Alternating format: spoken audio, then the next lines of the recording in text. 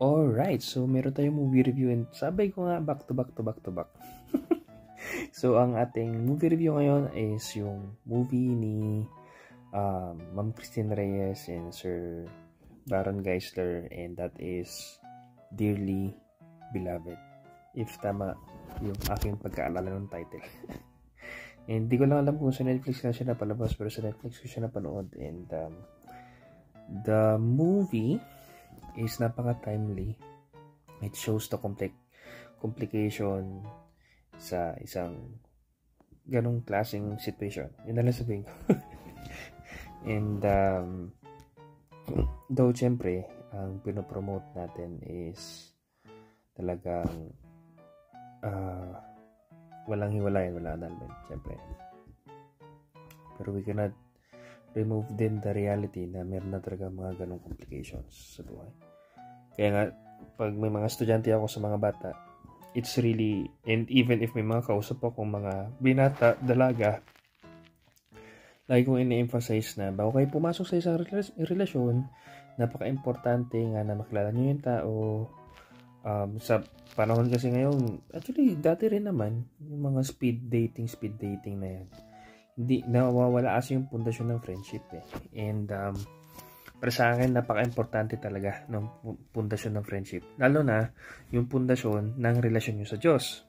Kaya sa akin, if I would, wala pa akong asawa by the way ha, pero naghahanap ako ng partner na meron talagang relationship kay Lord. And napaka-importante na parehas kayo ng pananaw kung sino si God, kasi kung dun pa lang hindi kayo magkaparehas, then magiging the others work with it, pero para sa akin personally, sa mga naranasan ko, sa mga na-observe ko, importante talagang pares kayong relationship kay God. I've seen people na meron talagang relationship kay God, and yes, may mga pinagdadaanan, hindi naman talaga mawawala yun eh. May mga pagdadaanan talagang hirap, may pagdadaanan talaga mga hardships, may mga, kasi magkaiba kayong tao to begin with. Magkaiba kayo ng pinagkalakayan, magkaiba kayo ng culture, magkaiba kayo ng opinion. Babae siya, lalaki ka, di ba? So, may mga wirings or may mga iba lang talaga. And it is shown dun sa film na medyo nainis ako dun sa isang part ng film. Kasi nagigess ko yung side nung isang person. Pero sa tingin ko, kung may kasama ko nanood tapos na gets din nila yung side ng isang person, ayoko i-spoil. Pero yeah, I think it's ganun lang talaga. So bottom line, dahil nga magkaiba kayong culture, magkaiba kayong pananaw sa buhay, babae siya, lalaki ka, or lalaki ka, babae siya, meron talaga na conflict. In a sense, normal siya. Okay, may mga hindi pagkakaintindihan. Ganoon na naman sa team, sa loob ng isang simbahan, sa totoong simbahan, diba? Meron talaga mga, kasi magkakaibang tao tayo eh. Diverse. Ang pinaka-unity natin is si Lord, even though we are diverse. Yun yung angkorahe doon eh. Kaya sa isang kasal, sa isang relationship, lalaki, babae, ang tawag nito niyan, syempre, kaya 3 chords yung sa Bible eh. Kasi si Lord yung pangatlo. Hindi siya third party, pero siya kasi yung bubukod. Kumbaga, if totoo yung relationship mo sa kanya, totoo din yung relationship ng partner mo sa kanya, yun yung maglalaki. Yun yung bubukod eh. If magkaiba kayo ng pananaw kung sino siya, magkaiba kayo ng pananaw kung paano ang salvation, paano ang relation, hindi na kayo isa doon sa bagay na yun. So, marami pa kayong ibang differences, so medyo mahirap. I'm not saying it won't work, pero iba pa rin talaga yung so yeah. And it just shows na yun nga, ang emphasis ko lang din siguro dito sa film is, which is na emphasis din sa film, hindi kasalanan ng mga bata. Sige, yun na lang. Napagdaanan ko rin kasi, hindi bilang, syempre, basta yun na lang. Pero yun, yeah, hindi kasalanan ng mga bata. Kaya if ever may gusto kong i-share pero hindi ko pwede i-share, Pero yun na lang, kasi, hindi kasi lang ng mga bata. May pagkukulang yung mga parents. Kaya nga, yun nga eh. Kaya nga, lagi kong ina-emphasize sa mga nagiging estudyante ko, sa mga mini-mentor ko, sa mga nakakasalubong ko, mga nakakausap ko, mga nakaka-close ko, mga binata, dalaga, o basta mas bata sa akin. So, kung hindi halata, matanda na ako sobra. So, yan. Hindi biro ang pag-aasawa. It's a commitment. Hindi biro yung pagkakaroon ng anak. Kasi it is a commitment. Kaya nga sabi ko, bata ka pa, unahin mo muna yung pag-graduate mo. Kasi hindi mo pa naman sariling pera. Hindi pa katas ng trabaho mo yung kinikita mo. So, yun muna, magtapos ka muna. Tapos, kilalanin mo yung tao. Iba talaga yung kilala mo yung tao. Kasi kung speed dating mo lang or nakilala mo lang in a day, para doon sa Frozen, di ba? Kilala mo lang in a day, there will be a problem.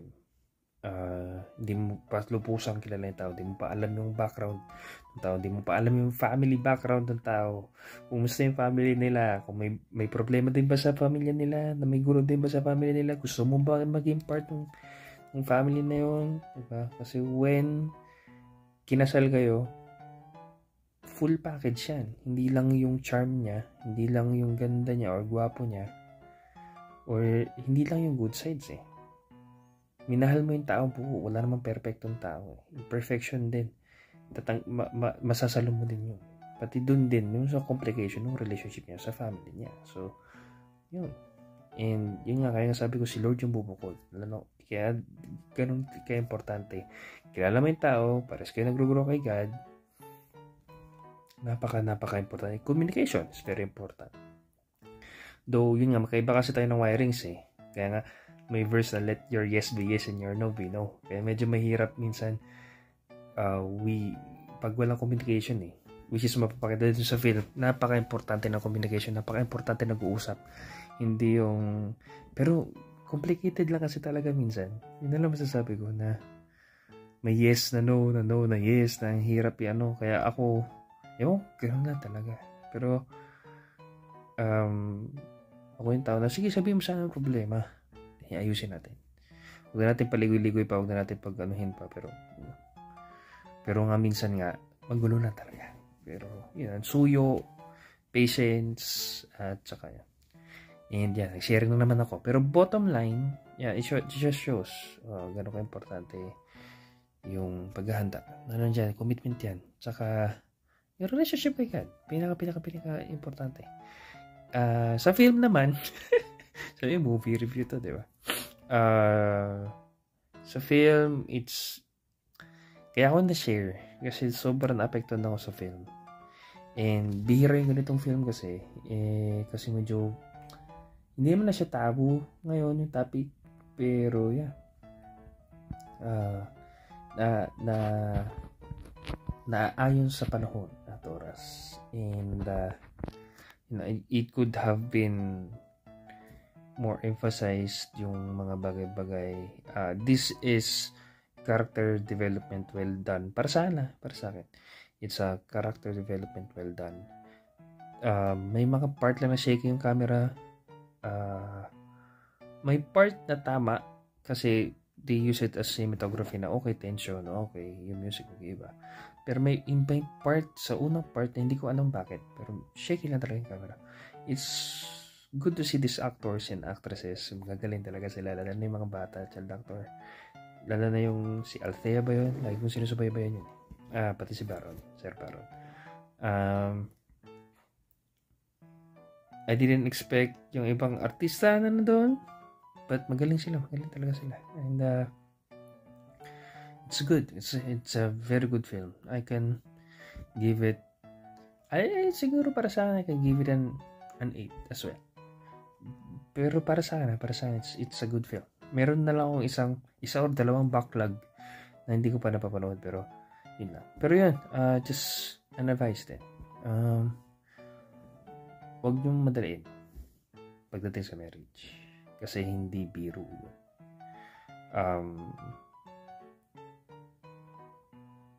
Hindi na kasi basta ikaw na lang yun.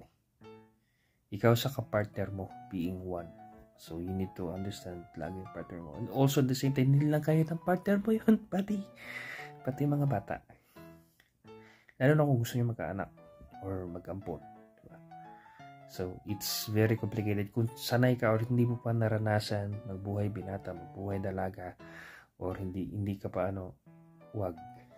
Kasi kung magbubuhay binata ka o magbubuhay dalaga ka habang kasal ka, kawawa yung asawa mo, kawawa din yung mga bata. So, yun lang. Okay.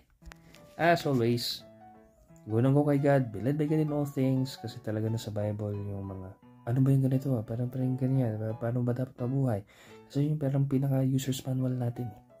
Paano ba talaga yung buhay sa mundo? It's only through Christ and through Christ alone natin talagang ma-encounter or maiisa sa buo kung ano ba talagang buhay. Sabi nga niya sa John 10:10, I came so that you may have life and have it to the full. Diba? The enemy comes to steal, kill, and destroy. But I have come so that you may have life and have it to the full. Hindi siya sa financial or sa pera o sa dami na pero kung ano ba talaga ang buhay. It's only through Christ. Kaya ngayon yung logo ko Diba? It's only through Christ. Okay, ito pala ang buhay. It's not just money. It's not just enjoys. There is more life. And ganoon na rin, gusto na rin share yung pinanghawakan ko. Beauty is fleeting. Ang pang-anyong kagawapuhan, kagandahan, wala yan. Charm is deceptive, di ba? Minsan may mga ugali lang talaga na ngayon ang sweet niya, mamaya hindi na. Paano yan? Minsan kung sino pa yung sweet, hindi mo talaga tunay na kaibigan, di ba? Charm is deceptive. Pero kung sino talaga ang may totoong relasyon sa Diyos, who really worships Him truly, that one, yung totoo. Diba? Kalimutan na yung saktong verse, but yeah. Lagi kong pagkahanap ng partner na yun talaga pinagano ko Kaya nalulungkot ako minsan na gusto kong kilalanin yung tao, gusto kong maging kaibigan mo na bago pumasok sa isang relationship, pero dahil nga gusto nila paspasan. Anyway, umahaba na naman yung video, di ba? Basta may gusto kayong pre-request or gusto kayong topic, sabihin nyo lang, comment nyo lang down below, no? And as always,